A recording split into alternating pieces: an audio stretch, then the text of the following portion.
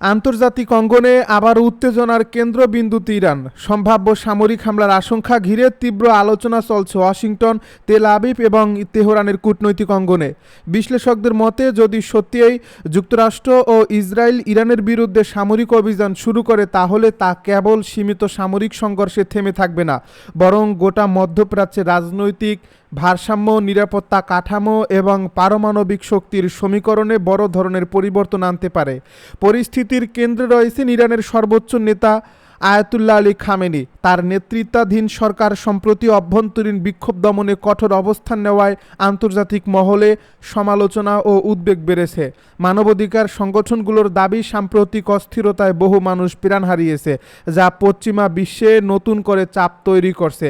এই প্রেক্ষাপটে যুক্তরাষ্ট্রের সাবেক প্রেসিডেন্ট ডোনাল্ড ট্রাম্প কঠোর বার্তা দিয়েছেন। তিনি প্রকাশ্যে সতর্ক করে বলেছেন, ইরান যদি সহিংসতা অব্যাহত রাখে এবং আঞ্চলিক নিরাপত্তা বিঘ্নিত করে, তবে সামরিক বিকল্প বিবেচনায় রাখা হবে। যদিও পরবর্তীতে দুই দেশের মধ্যে কূটনৈতিক যোগাযোগের কিছু উদ্যোগ দেখা গেছে, তবুও সামরিক প্রস্তুতির ইঙ্গিত মিলছে বিভিন্ন সূত্রে। পারস্য উপসাগর অঞ্চলে মার্কিন যুদ্ধ জাহাজ ও যুদ্ধ বিমান মোতায়েনের খবর আন্তর্জাতিক গণমাধ্যমে আলোচিত হচ্ছে। অনেক বিশ্লেষক মনে করছেন, এই মোতায়েন কেবল প্রতিরক্ষামূলক বার্তা নয়, বরং প্রয়োজনে দ্রুত হামলার সক্ষমতা প্রদর্শনের কৌশল। সম্ভাব্য হামলার লক্ষ্যবস্তু নিয়ে জোরালো আলোচনা চলছে। বিশেষজ্ঞদের বড় একটি অংশের ধারণা, ইরানের পারমাণবিক স্থাপনাগুলোই হতে পারে প্রথম লক্ষ্য। দীর্ঘদিন ধরে পশ্চিমা দেশগুলো অভিযোগ করে আসছে, ইরান শান্তিপূর্ণ কর্মসূচির আড়ালে গোপনে পারমাণবিক অস্ত্র তৈরির সক্ষমতা বাড়াচ্ছে। যদিও তেহরান বরাবরই দাবি করছে তাদের পারমাণবিক কর্মসূচি সম্পূর্ণ বেসামরিক ও জ্বালানি উৎপাদন কেন্দ্রিক। তবে প্রশ্ন রয়ে যায়, শুধুমাত্র বিমান হামলার মাধ্যমে কি সত্যিই একটি দেশের পারমাণবিক কর্মসূচি দীর্ঘমেয়াদে থামানো সম্ভব? সামরিক বিশ্লেষকদের মতে, পারমাণবিক স্থাপনাগুলো সাধারণত ভূগর্ভস্থ ও সুরক্ষিত স্থানে নির্মিত হয়, যার ফলে সীমিত আকাশ হামলা কার্যকরের ফল আনতে নাও হতে পারে। আরেকটি গুরুত্বপূর্ণ দিক হলো, এই সামরিক পদক্ষেপের আড়ালে রাজনৈতিক উদ্দেশ্য রয়েছে কিনা। কিছু পর্যবেক্ষক মনে করেন, হামলার লক্ষ্য কেবল পারমাণবিক স্থাপনা নয়, বরং ইরানের ক্ষমতাসীন কাঠামোর উপর চাপ সৃষ্টি করা। অতীতে যুক্তরাষ্ট্রের নীতি নির্ধারকদের বক্তব্যে শাসন ব্যবস্থা পরিবর্তনের ইঙ্গিত পাওয়া গেছে, তবে ইতিহাস বলছে শুধুমাত্র বিমান হামলার মাধ্যমে শক্তিশালী ও সুসংগঠিত রাষ্ট্রের সরকারকে উৎখাত করা অত্যন্ত কঠিন। ইরাক ও লিবিয়ার অভিজ্ঞতা দেখায়, সামরিক অভিযান শুরু করা সহজ হলেও তার দীর্ঘমেয়াদী পরিণতি জটিল ও অনিশ্চিত। যদি হামলার পরও বর্তমান সরকার টিকে যায়, তাহলে পরিস্থিতি আরও জটিল হতে পারে।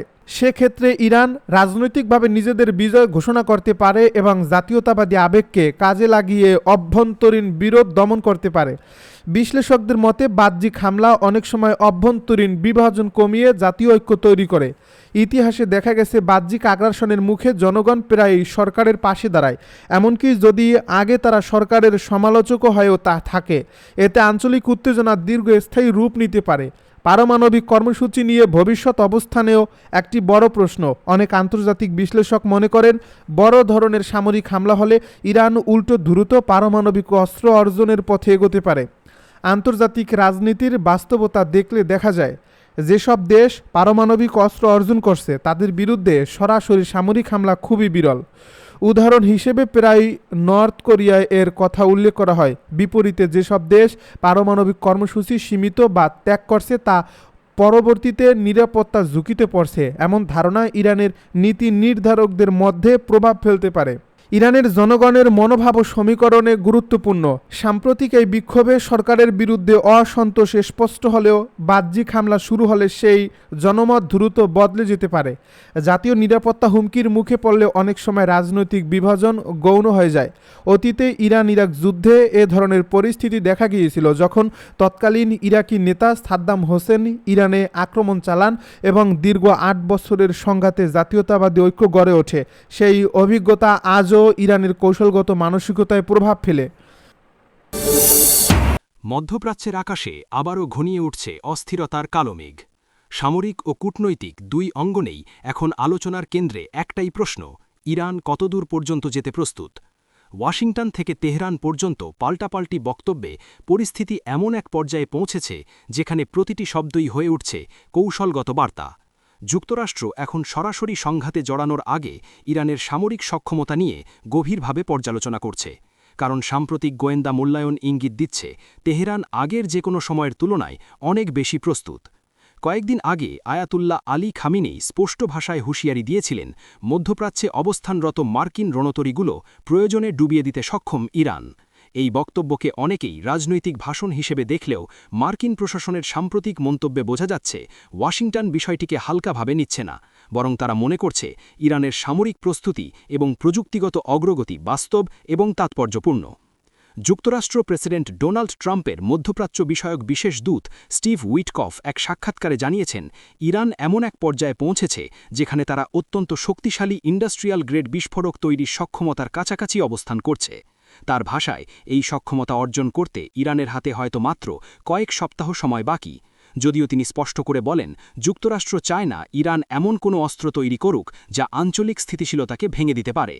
বিশেষজ্ঞদের মতে, ইন্ডাস্ট্রিয়াল গ্রেড বোমা বলতে বোঝানো হচ্ছে উচ্চ ক্ষমতাসম্পন্ন বিস্ফোরক যা সামরিক অবকাঠামো, ঘাঁটি বা নৌবহরের বিরুদ্ধে বিধ্বংসী প্রভাব ফেলতে পারে।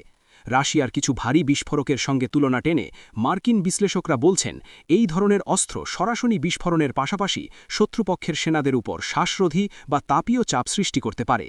যদিও এ বিষয়ে নির্দিষ্ট তথ্য এখনও প্রকাশ করা হয়নি, তবু ইঙ্গিতই যথেষ্ট উদ্বেগ তৈরি করেছে।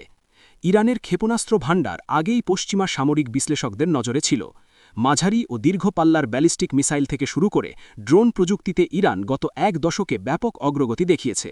এখন যদি তার সঙ্গে উচ্চ ক্ষমতার বিস্ফোরক যুক্ত হয়, তবে সেটি নিঃসন্দেহে মার্কিন ও মিত্রবাহিনীর জন্য নতুন কৌশলগত চ্যালেঞ্জ তৈরি করবে। বিশেষ করে পারস্য উপসাগর এবং হরমুজ প্রণালীর মতো কৌশলগত গুরুত্বপূর্ণ অঞ্চলে এই সক্ষমতা বড় ধরনের প্রভাব ফেলতে পারে। ইরান গোপনে পারমাণবিক বোমা তৈরি করেছে কিনা সে প্রশ্ন এখনও অনিশ্চিত। আন্তর্জাতিক পর্যবেক্ষক সংস্থাগুলো বলছে, ইরানের ইউরেনিয়াম সমৃদ্ধিকরণের মাত্রা উদ্বেগজনকভাবে বেড়েছে, তবে সরাসরি অস্ত্রায়নের প্রমাণ এখনও মেলেনি। তবুও যুক্তরাষ্ট্রের দৃষ্টিতে সম্ভাব্য ঝুঁকি যথেষ্ট, কারণ একবার যদি ইরান সামরিক পর্যায়ে সমৃদ্ধ ইউরেনিয়াম ব্যবহার করতে সক্ষম হয়, তাহলে আঞ্চলিক শক্তির ভারসাম্য আমূল বদলে যেতে পারে। এই প্রেক্ষাপটে কূটনৈতিক আলোচনাও থেমে নেই। স্টিভ উইটকফ জানান, ভবিষ্যতের যে কোনো চুক্তিতে ইরানের শূন্য ইউরেনিয়াম সমৃদ্ধিকরণ নিশ্চিত করতে চায় ওয়াশিংটন। এটি প্রেসিডেন্ট ট্রাম্পের পূর্ববর্তী অবস্থানের পুনরাবৃত্তি। তবে একই সঙ্গে তিনি স্বীকার করেছেন, একটি ইরানি প্রস্তাবও আলোচনায় রয়েছে, যেখানে সীমিত বা টোকেন মাত্রায় সমৃদ্ধিকরণের বিষয়টি বিবেচনায় আনা হতে পারে। অর্থাৎ পুরোপুরি অচলাবস্থা নয়, বরং দর কষাকষির জায়গা এখনও খোলা রয়েছে। মার্কিন প্রশাসন অভ্যন্তরীণ ইরানি রাজনীতির দিকেও নজর রাখছে। নির্বাসিত যুবরাজ রেজা পাহিলোভির নামও আলোচনায় উঠে এসেছে। উইটকফ বলেন, পাহিলোভি দেশের ভবিষ্যৎ নিয়ে ভাবেন এবং তার মতামত শোনা যেতে পারে। তবে তিনি এটিও পরিষ্কার করেন, ইরানের ভবিষ্যৎ নির্ধারণ করবে ইরানের জনগণ এবং আন্তর্জাতিক কূটনৈতিক প্রক্রিয়া, কোনো একক ব্যক্তি নয়। দিন শেষে যুক্তরাষ্ট্রের নীতিই হবে প্রধান নির্ধারক, ব্যক্তিগত নেতৃত্ব নয়। মধ্যপ্রাচ্যের আরেকটি গুরুত্বপূর্ণ ইস্যু গাজা পুনর্গঠন। প্রেসিডেন্ট ট্রাম্প একটি উচ্চাভিলাষী পরিকল্পনার কথা সামনে এনেছেন, যার আওতায় প্রায় $17 বিলিয়ন বিনিয়োগের মাধ্যমে গাজা উপত্যকাকে পুনর্গঠনের প্রস্তাব রয়েছে। ওয়াশিংটনে এ নিয়ে একটি প্রাথমিক বৈঠকও অনুষ্ঠিত হয়েছে, যেখানে অর্থনৈতিক উত্থান, অবকাঠামো উন্নয়ন এবং নিরাপত্তা ব্যবস্থার সমন্বিত কাঠামো নিয়ে আলোচনা হয়।